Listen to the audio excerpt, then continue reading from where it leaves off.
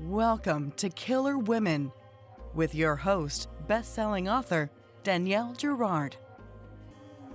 And now, Danielle's next killer woman. Hello, and welcome to Killer Women Podcast, a proud member of the Authors on the Air global network with more than 4 million listeners. I'm your host, suspense author Danielle Girard, and my guest today is Kieran Scott. Kieran has written more than 50 novels for children and teens, 8 of which, under the pseudonym Kate Bryan, have been New York Times bestsellers. She lives with her husband, 2 sons, and 1 dog in New Jersey. She is also the author of Regrets Only and Wish You Were Gone. Follow her on Instagram at Kieran Scott Author. Welcome, Kieran. Hi, it's so nice to be here. Thank you for having me. Oh my God, so fun. Okay, this People Will Talk. I devoured it. I was even like the very last pages, I'm like, oh sure, like now there's no more twists coming. And that is not the case with Kieran's book. It is twists from the very beginning to the absolute last minutes. So tell our listeners a little bit about People Will Talk. So People Will Talk came about because I've always been sort of fascinated with those men that you meet who seem to just have power over women. You know, like they can just sort of smile and get women to do whatever they want. I have a friend who always sort of thought she could change guys like that. And I was always also sort of fascinated by that dynamic. So when I sat down to work on this book, that kind of centered it around a guy like that. His name is Peter. And then there are 3 women who are the POV characters in the book. Maya, who is his current girlfriend, who's sort of an up-and-coming tennis star. There's Leanne, who is the guardian of his son, the sister of his former wife. And she's very passionate about being the guardian of his son. And then there's, oh my gosh, I'm literally forgetting my own character's name. Hold on. 1 second. See, this is what happens to me Catherine. I knew it was Catherine. This is what happens to me. I've written too many books.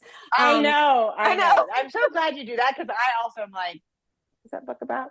Okay. I also yes, think her name was Christine in the first draft. So I confused myself. Anyway, Catherine is his ex-girlfriend from college. And she's still in love with him, even though she's got an incredible new boyfriend and she's in her mid-30s and she's got everything going for her. She can't seem to give up on that flame.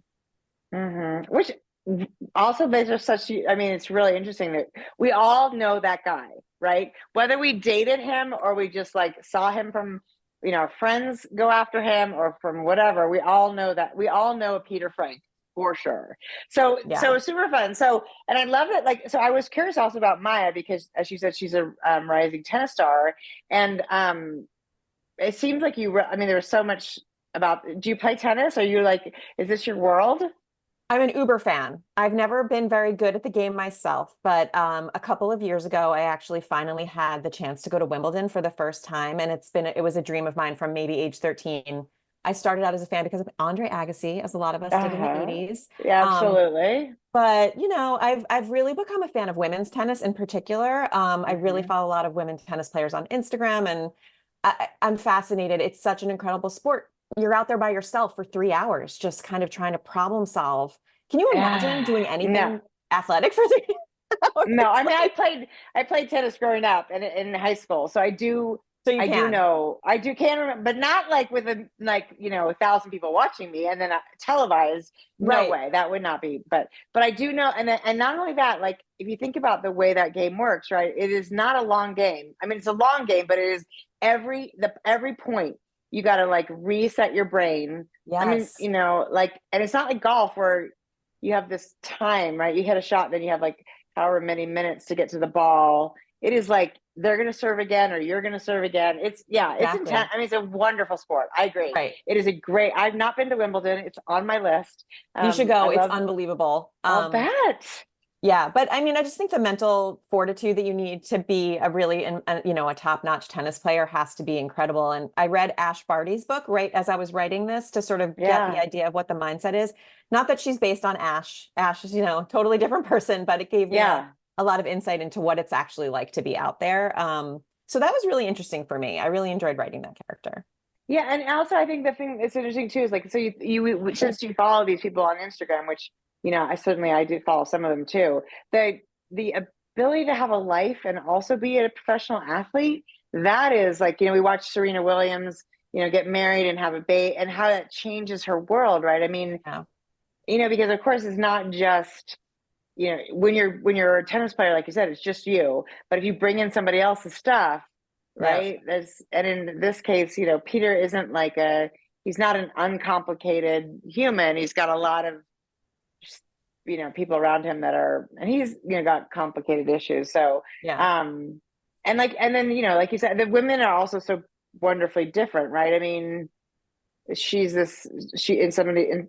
physically this really strong character, but she also has some insecurities from her own upbringing and her and some unworked out issues. Yeah. And then we have Leanne, who lost her sister, so Hmm. she's and Hudson, who is her nephew, who she has a guardianship over, is sort of like the light of her life. Right. um anyway, it was real. I think, and then Catherine, who's created this great business, as you said, but boy, she just gets unmoored by the appearance of Peter. No, it's like, yeah, all he has to do is walk into a room and everything she wants or feels elsewhere just goes away, right? It's just sort of, he's the center. So it was really interesting figuring out what would need to happen for her to wake up, for her to come out of that finally and change her life. Because to really, have your life centered around someone who barely knows you exist. Right. I mean, can you even imagine? So it's No. just, yeah, that was a really interesting character for me to write. I feel like I'm most like Leanne because I have two boys. I know what it's like to have, sons as the center of your life and have that protective mode. But the other two characters to me were very interesting to dive into too. Yeah, I mean, there's a little sliver of us in each of our characters, even if it's not necessarily the strongest part of a character. I always feel like there's something we can identify with. But the characters in the book are super universal in some ways. Like, I mean, obviously, very few. I'm going to say neither of us, and very few of the people who will listen to us will know what it was like to be Maya, because we're not, in that world. But Yeah. also, a lot of us have a vested interest in a child who's not our own, right? Mhm. So that feels like that tugs at all our heartstrings. The other thing I love about it is there's a dynamic in the book. Like, so oftentimes these books are really about the women pitted against one another, which makes sense if they're all after the same guy or they all want something from this man. But in this book, there was all these wonderful collaborations where they were, and without giving anything away, there's like a lot of moments where they sort of come together, just, and there's other people, in this. You created a sort of tight cast and yet a peripheral cast that includes a lot of Yeah.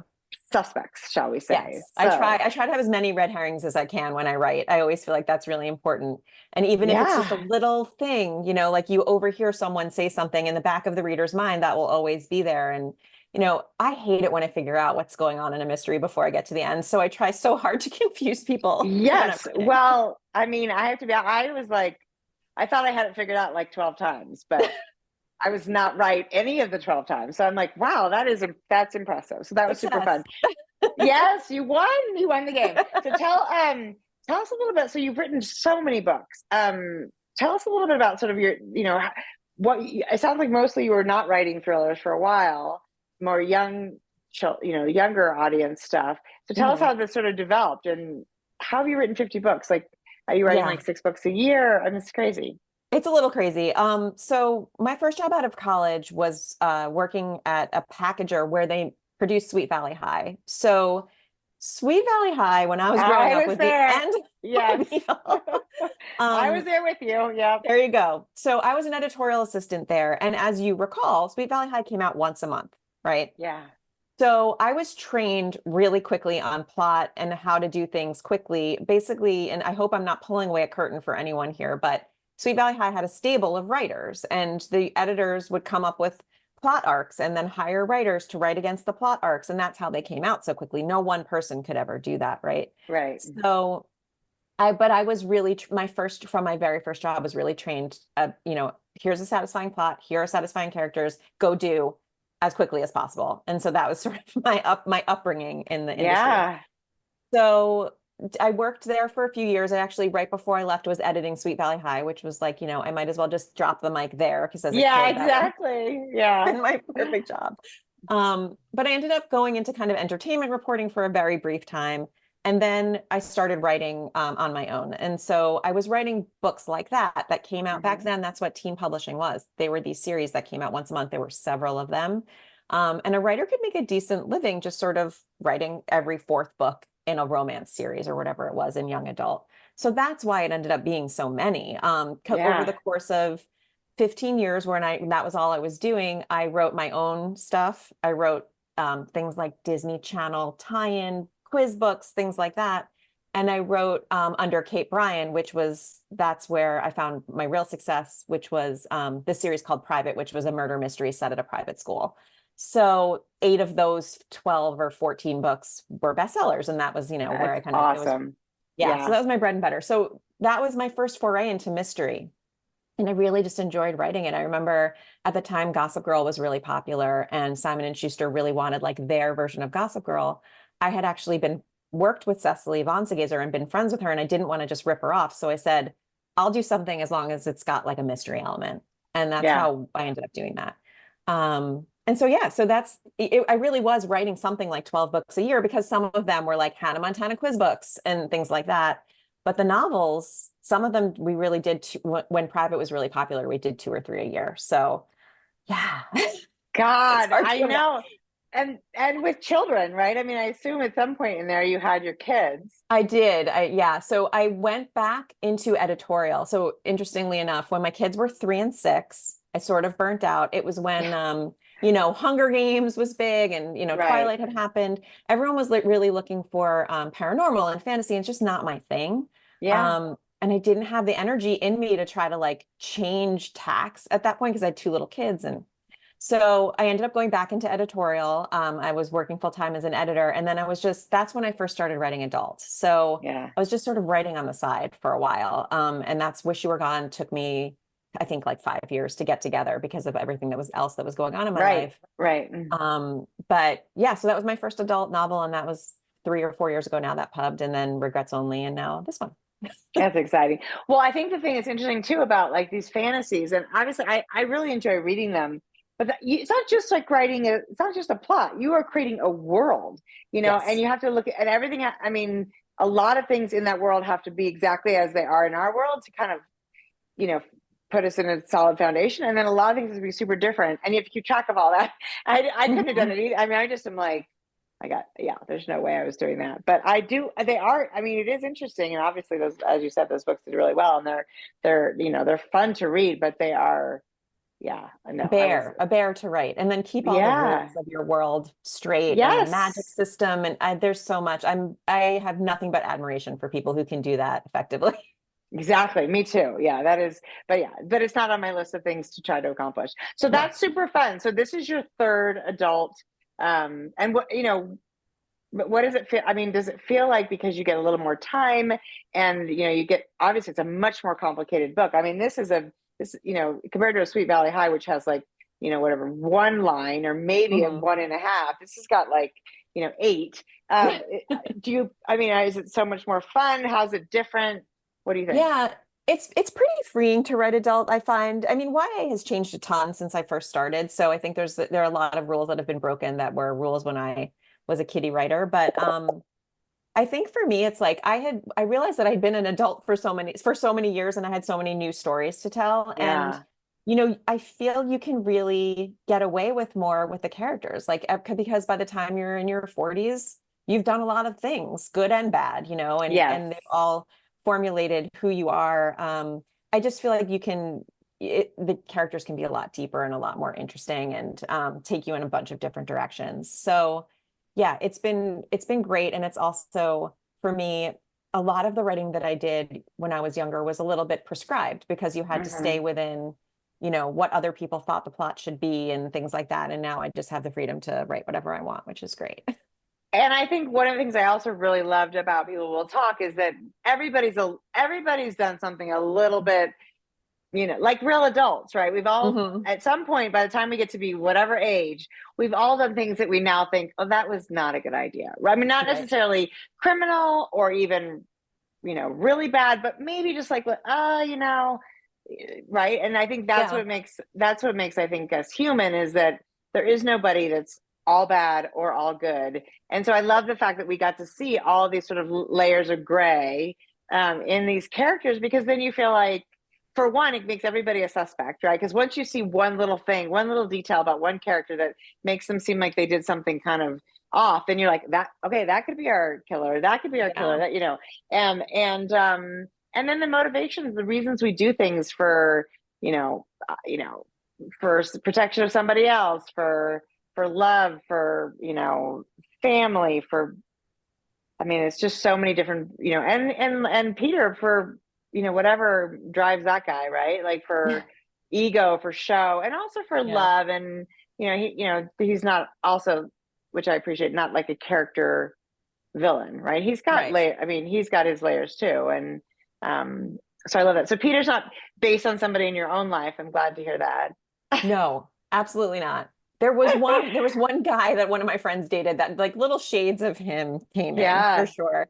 But yeah, what I thought was kind of fun about writing Peter was just sort of, I mean, he has so much handed to him, right? But he really actually doesn't want to be seen that way, Right. And so that was kind of interesting for me with him. It's like, what can he do to stand out and make it seem as if he's not that privileged person is what he's always thinking. But also like he recognizes how much his family has given him and he wants to protect them as well. So it's like he was interesting. He was an interesting one to write for sure. Totally. I mean, it makes, it makes perfect sense. And all of them have their own sort of family dynamics. And that is like, I think that's and I don't know if you do this when you're writing a character, do you go back and kind of figure out where they come from? Because I do think we're so influenced by, family of origin, right? And it seems to me that your characters each have kind of a very good, strong, I mean, some more than others, a strong sort of family of origin story. What do you do in order to prepare a character? Like, how do you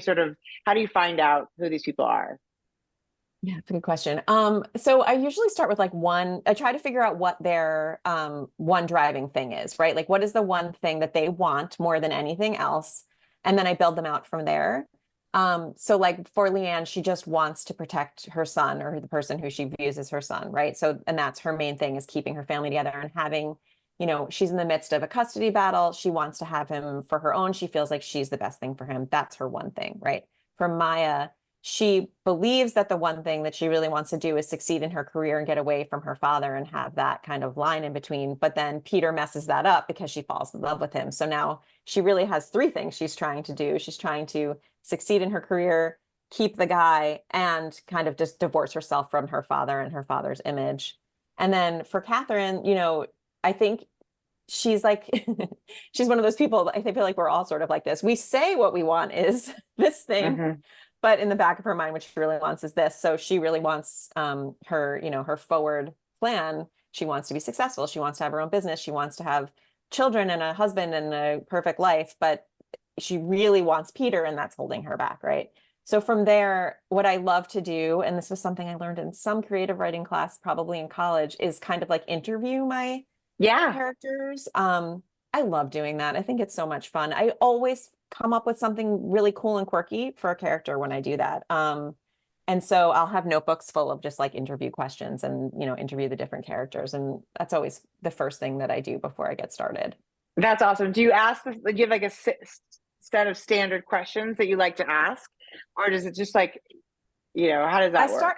Yeah, I mean, I start out with the same, but it always takes me in a different direction. And I always, it's so funny. I roll my eyes when authors are like, oh, the character tells me where they want to go.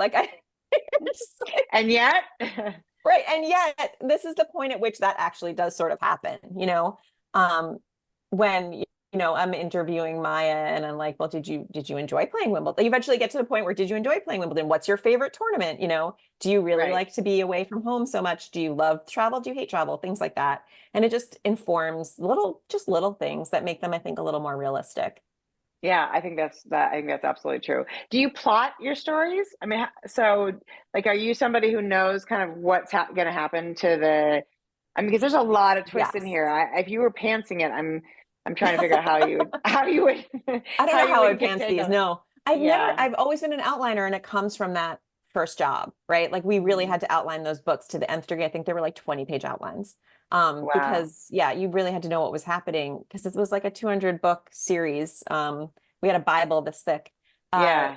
so I've always been an outliner. I don't think I've ever written anything without an outline. And it's I do most of the work in the outline. It's pretty Yeah. detailed. Yeah. Um, I will say Wish You Were Gone, there was a different, killer in the first outline. And as Hmm. I was like halfway through the book, I realized that I was avoiding doing the hard thing that I actually wanted to do. And Yeah. so I went back and sort of revised the beginning. It didn't take too much work to kind of Right. fix it at that point, but there was a halfway through pivot with Wish You Were Gone.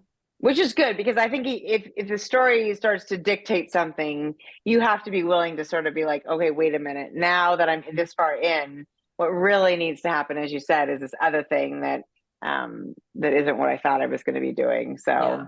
Yeah. makes perfect sense to me. So I have never outlined a book in my whole life, and I love the Oh my gosh, that's idea. amazing. No, it's chaotic. But every time I try to outline something, it's by the time the outline's done or even halfway done, I don't want to write the book anymore. Isn't that funny? That is funny. But I'm Hmm. fascinated by people who don't outline because I feel like I would never get anything done personally. Well, I sort of like, it's like for me, it's like, oh yeah, I got this, and then all of a sudden, I'm like down over there. I'm like, wait a minute, where did I go wrong? So you write and then back up, and then Yeah. so it's not. I mean, I'm sure no matter what happens, you get there in the end, and but the processes are so different. So Yeah. I'm assuming you write full time. No, not right now. Okay, so you're working too. Oh my Yes. God, that's So crazy. I'm not supposed to talk about the company with which I work, but I run a children's imprint. Okay, So that is my day job. So that's 5 days a week. And then the writing really happens in the evenings and on the weekends. which is so Um, hard. How old are your kids? now they're 16 and 13. Okay, so a So little easier. it's a little easier, except what I find, and I was talking about this with someone the other day, is even though when they're little, they're really unpredictable, now I find it's even more unpredictable. Like you think your night's going to go one way, and then all of a sudden the 16-year-old's like, I forgot to do a paper that's due tomorrow. And then you're up until 1 a.m. helping them with the paper, and so it's interesting in that way. They just need you in different ways, essentially. Yeah. Yeah. And mine are 24 and 22, and they still need you in different ways. You're There like, you go. wait a minute, you don't even live with me anymore. How do you Right. possibly need me so much? How are you Which taking up is, so much of my time? yeah, which is great. And also like, oh God, yeah. Yeah. Well, that's a lot. I mean, I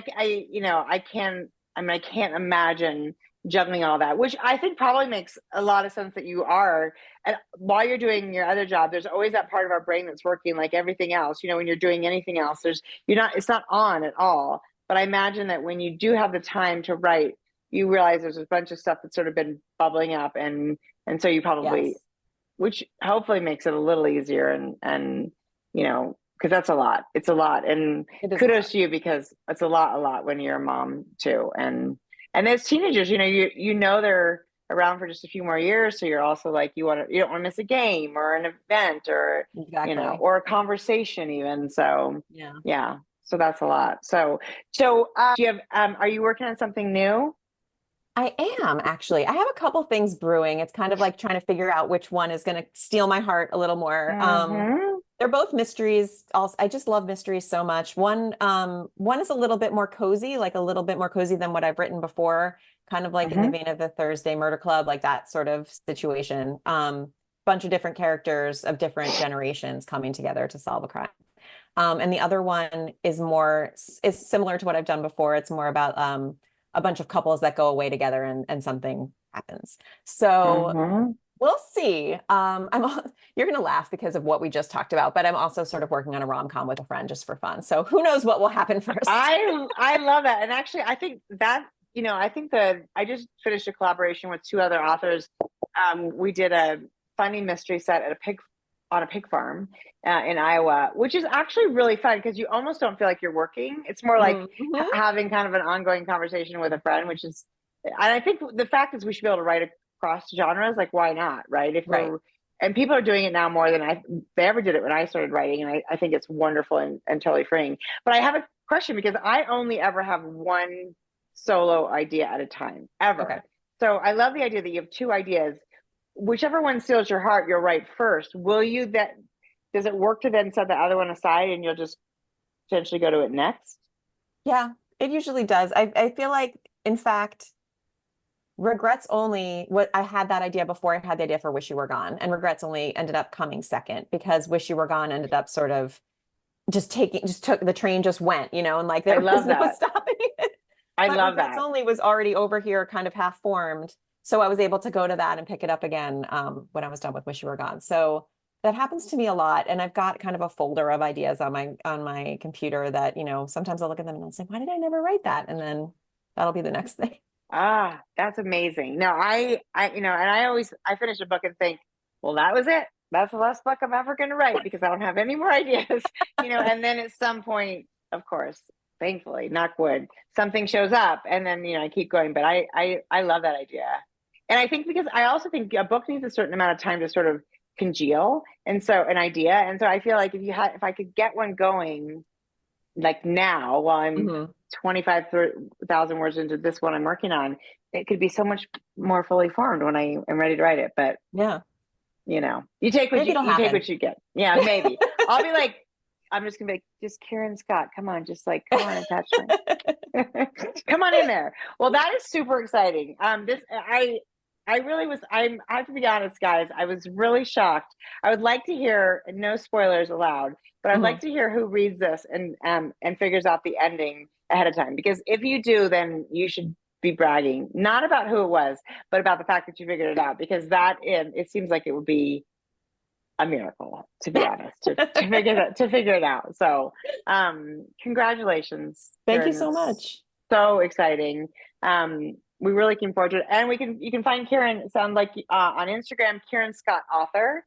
Yes. And Also if on you're Threads. listening, and also on Threads, I love that somebody's out there. I'm like, oh, I I can't do it. And just for those of us listening to, Kieran is spelled Kieran. But I think if you Google, usually I think these days if you Instagram search or Google, you'll find her. But Kieran Scott, people will talk. So fun to get a chance to talk to you today about your exciting new book. Congratulations. Thank you. And everybody listening, this has been Killer Women with Kieran Scott, and we will see you next time. Bye. Bye.